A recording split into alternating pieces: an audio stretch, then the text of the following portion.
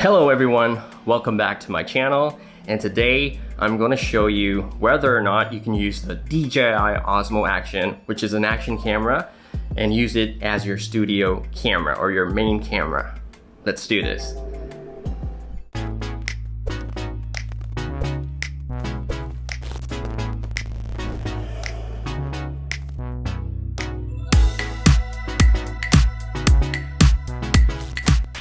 Okay, so you're probably wondering, is it still relevant to purchase the Osmo Action in 2022?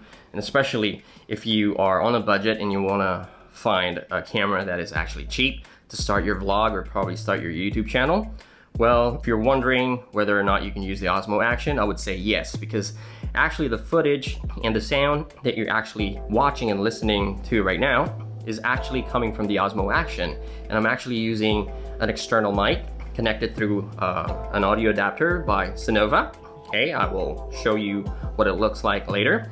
So basically this is what you will get with the Osmo Action if you want to be using it for a studio camera. So let's talk about the equipments that I'm using. So for the audio, I'm using the Boya BY MM1, which is a very cheap microphone, which is kind of like the competitor for the Rode Video Micro, but this is a lot cheaper. Rode Video Micro is like twice the price of that. If you want to check out how it sounds like, or probably if you want to know more about the microphone, I have a whole video about that right up here. So the sound that you're hearing right now is actually recorded through the Boya BY MM1 plugged into the Osmo Action using the Cynova audio adapter that I purchased for about, probably in dollars, that would be around $20 or so. That's for the audio. I'm using the Boya BY MM1 using the audio adapter from Cynova.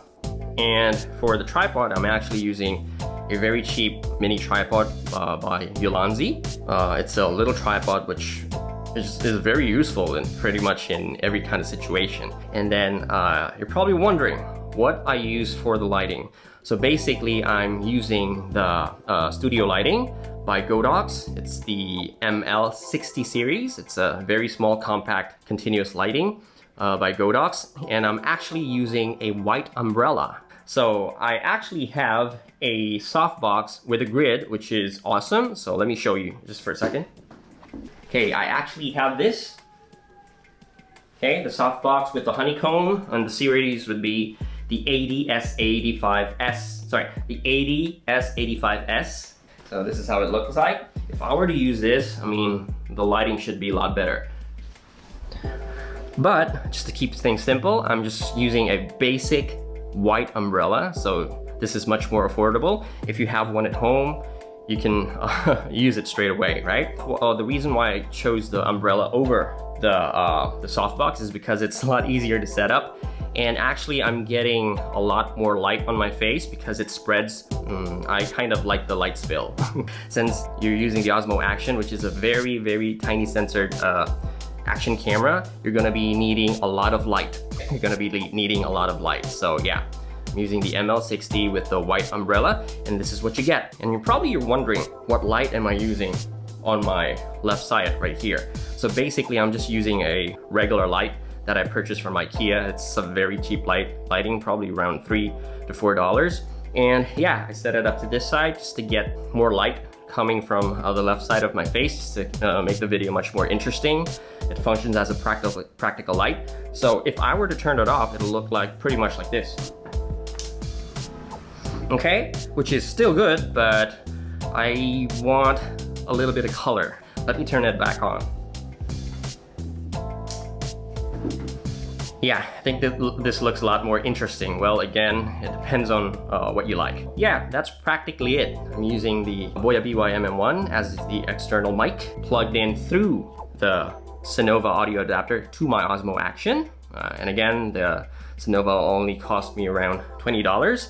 And the Boya BY MM1 itself, it's only around $19, $20. Pretty much the same as the audio adapter, but it gives you a lot more sound, okay? It gives you better audio rather than to use the audio coming straight from the Osmo Action, which is still good, but yeah, if we can have better audio, why not, right? So that's practically it. And one note that you gotta keep in mind is Osmo Action works superb right, as a studio camera or as your main camera, but again, you're gonna be needing a lot of light, right? Because if you crank up the ISO to like more than 400, probably 800 and above, you're gonna get a lot of grains in your video. And by the way, the settings that I'm using right now is I set it up to the shutter speed to 1/50 because I'm shooting at 24 frames per second.